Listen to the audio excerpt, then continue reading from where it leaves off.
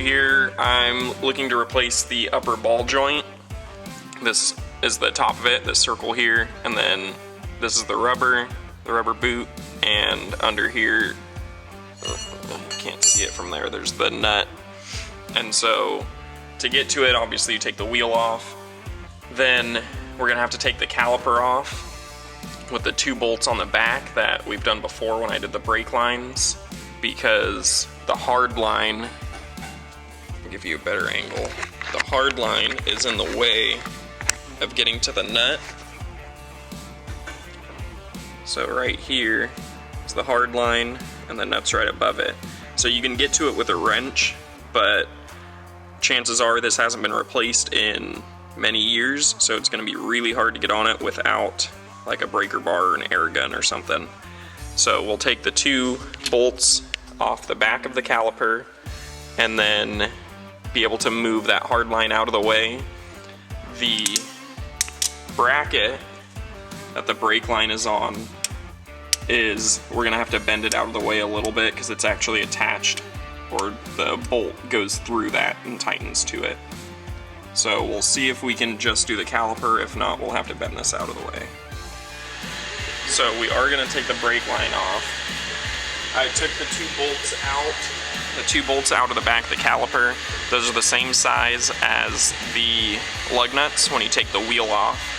And then they're 2 different sizes, so I already lost track, but one can fit into the other, but the other one's not gonna fit into the other's hole. They just have a specific, one's on top or one's on bottom.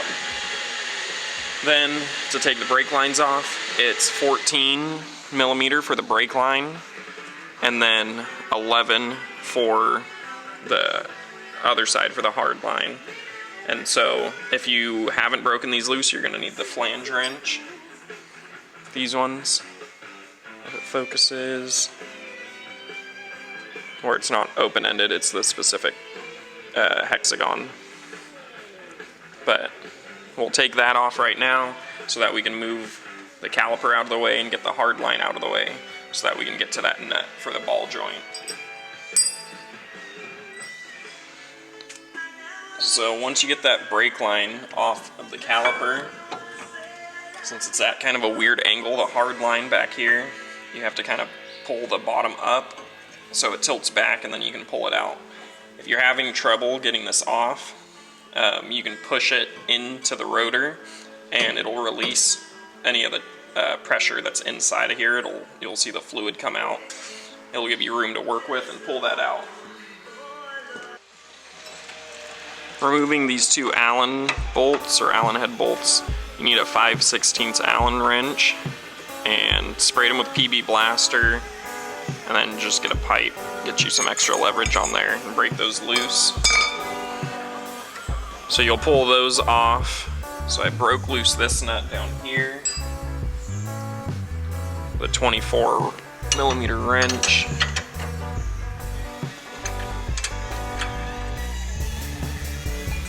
So nut comes off, and then you've got that bracket for the brake line that we ended up not even having to bend out of the way.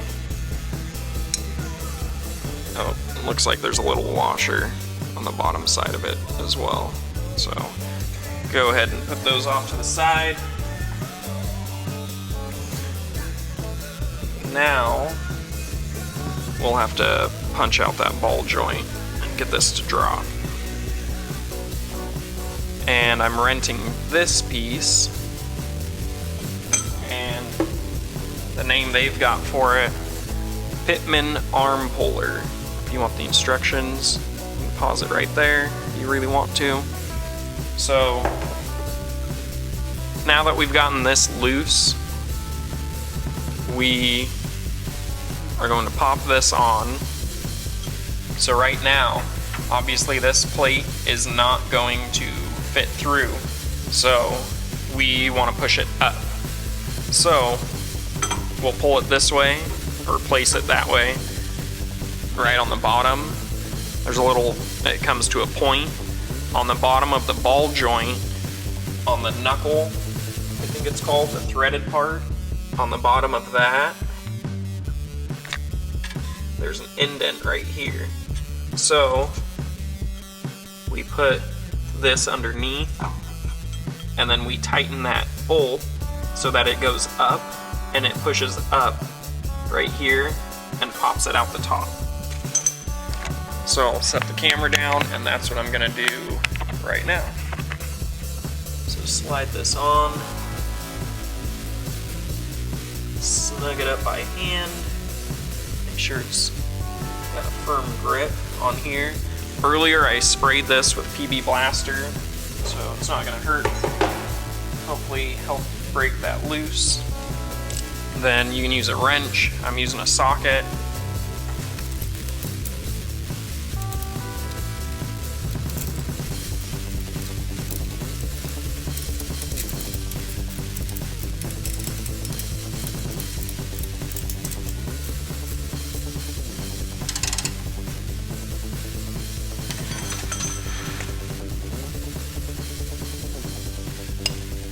What it says to do in the instructions, and what I should have done, when it sits in there and you have this underneath and you have it all snugged up, you get it pretty tight with the wrench, and then once it's tight, you take a hammer and tap this end to try and break it loose.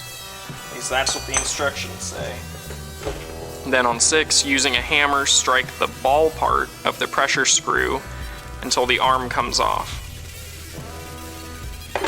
So you kind of shock it loose as you'll tighten it up so there's a ton of pressure, and then break it loose. Okay, and grab the new one. We'll pop that in. So I'll give you a comparison between the two. Here's what you want your ball joints to look like. This is gonna sit on top. Don't know if I can. Yeah, that can rotate a little bit. Not loose, but not supposed to be able to do it just by hand anyways. And this one, a rubber boot that protects the joint, completely blown out, so you can allow debris to get in there and grind in the joint. And like you can see here, I can just freely move this any which way. There's no problem there. There's no play in it, but that was gonna start wearing out at some point since it's all exposed like that. So, got a shiny new one right here. We'll pop it in. In the process of putting the new one on, put your little bracket back on. So you'll have the bracket, the washer is going to be right there underneath. We'll place that on.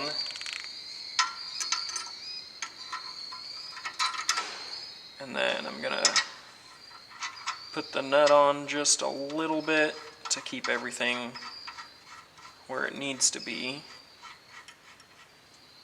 Okay. Now I'm going to move it over. That's not what I wanted. Bring this down and put this in place so that it holds right there.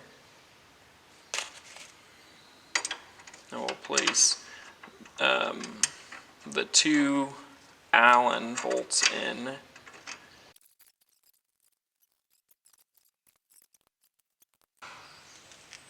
Okay, so those are in place real tight. Now we will put that nut all the way up. I put some Loctite on there as well.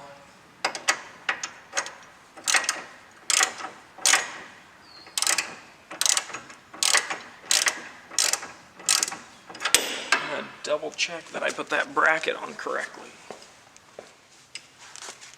And I did. That bracket goes to the back. So hopefully it's not. Okay.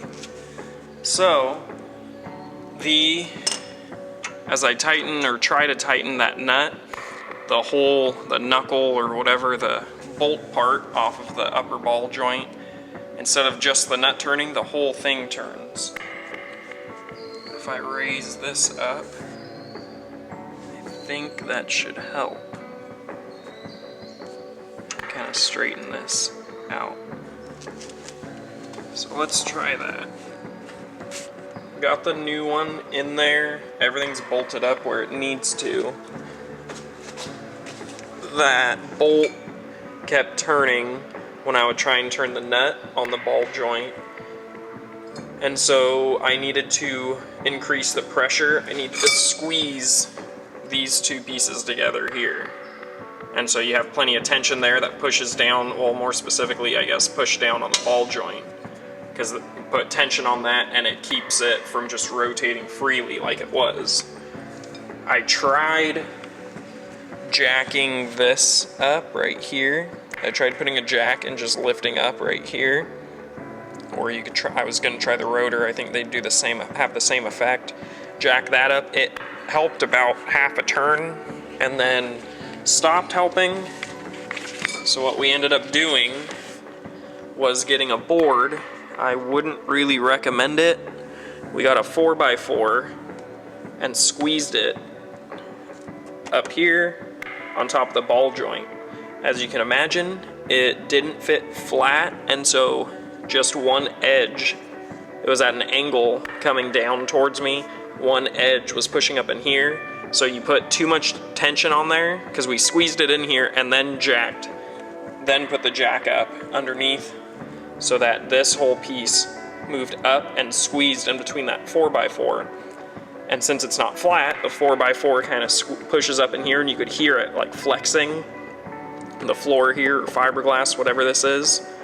So you can't jack it up too much, but once you do, just a little bit, then it's pushing down on the ball joint, and I was able to tighten that nut all the way just by hand with a ratchet.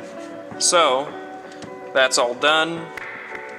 Now we just go in the opposite order of everything. I'm going to put the caliper back on right here and put the line through, the flex line right here, hard line on the back side. Put that on. Probably a good idea to bleed that again and then put the wheel on.